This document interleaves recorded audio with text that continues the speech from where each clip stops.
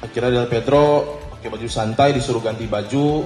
Berdasarkan keterangan teman-teman Lokataru juga ada nada-nada intimidatif untuk tidak boleh telepon siapa-siapa, suruh ganti cepat-cepat. Berdasarkan penjelasan dari penjaga kantor dan teman-teman saksi di lapangan, mereka naik ke lantai 2, nyelonong, nggak sopan. Ya, keluar naik tangga, keluar dari tangga yang lain gitu. Baik, terima kasih banyak rekan-rekan media, teman-teman semua. Pada hari ini kami tim advokasi untuk demokrasi untuk mengupdate ya perkembangan yang sejauh ini telah dilangsungkan terhadap penangkapan kawan-kawan kami aktivis organisasi masyarakat sipil. Jumlahnya nanti bisa dijelaskan lagi sama teman-teman, tapi pada poin saya akan menjelaskan proses kronologi penangkapan Del Pedro dan juga staf Lokataru. Del Pedro Marheni sebagai Direktur Eksekutif Lokataru Foundation dan juga staf dari Lokataru Foundation bernama Mojafar Salim. Yang pertama, dari segi penangkapan mungkin teman-teman media juga sudah mendengar kabar.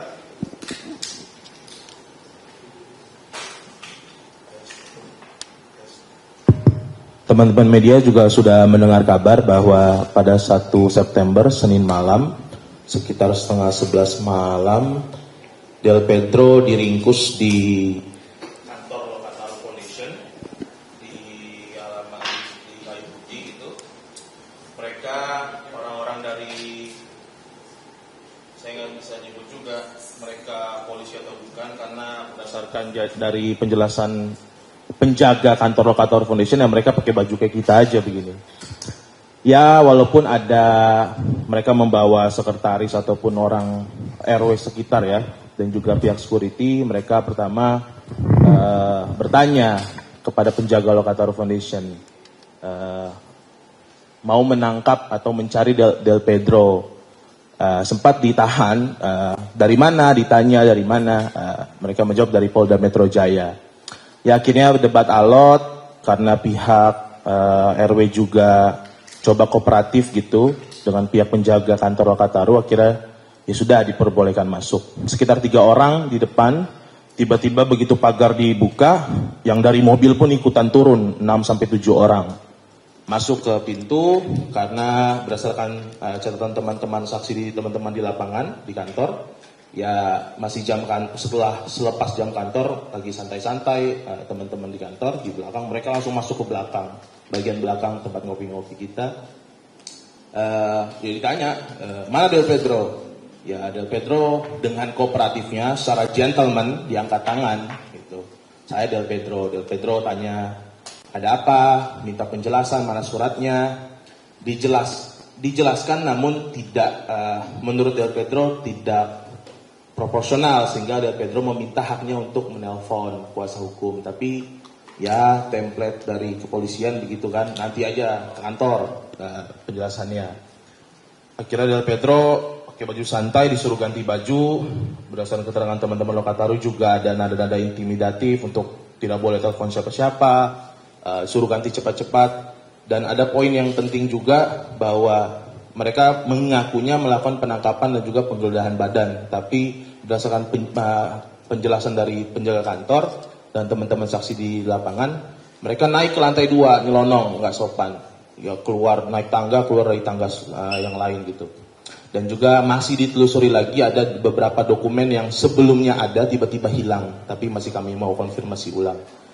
Nah, akhirnya ya Del Pedro sampai dibawa tanpa pendampingan, coba menghubungi pendamping kuasa hukum.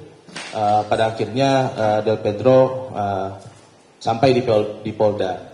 Teman-teman solidaritas untuk berangkat ke Polda di depan kantin Kamnek.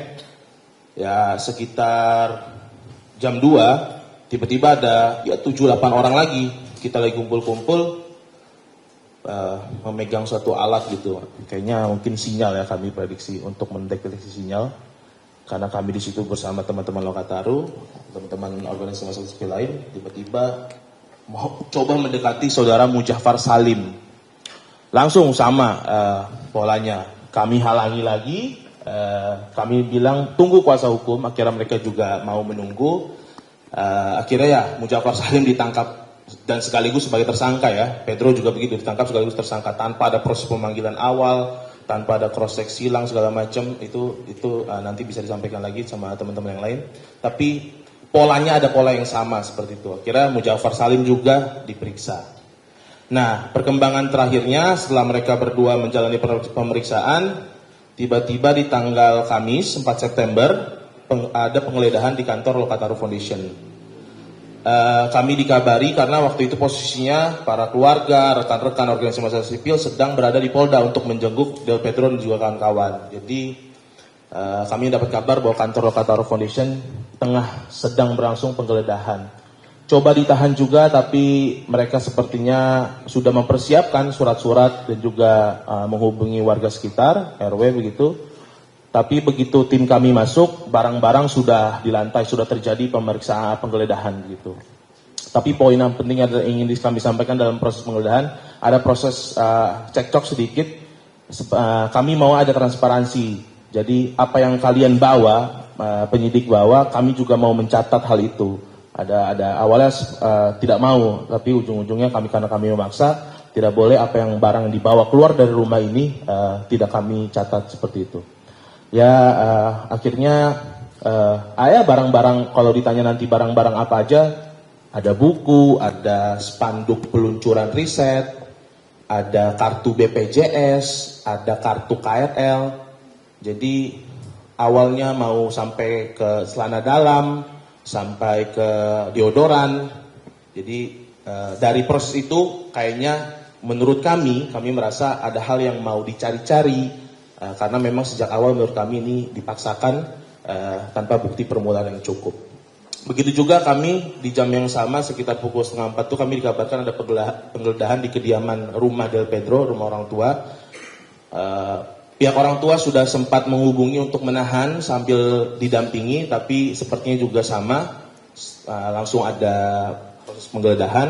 Lagi-lagi untuk barang-barang yang diambil adalah buku-buku bahkan yang nggak tahu apa keterkaitannya dengan proses tindak pidana yang dituduhkan kepada kawan-kawan kami ini. Kurang lebih itu. Tapi terakhir saya mau kasih poin yang akan refleksi menurut kami.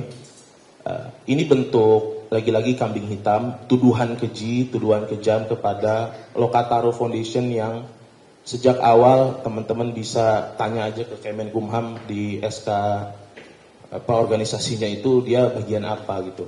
Ini sudah sejalan apa yang dilakukan oleh Lokataru Foundation itu, melakukan advokasi, melakukan bantuan hukum gratis, bahkan melakukan pendidikan HAM, pendidikan demokrasi, melakukan penyadaran publik, mengamplifikasi suara-suara tuntutan-tuntutan publik.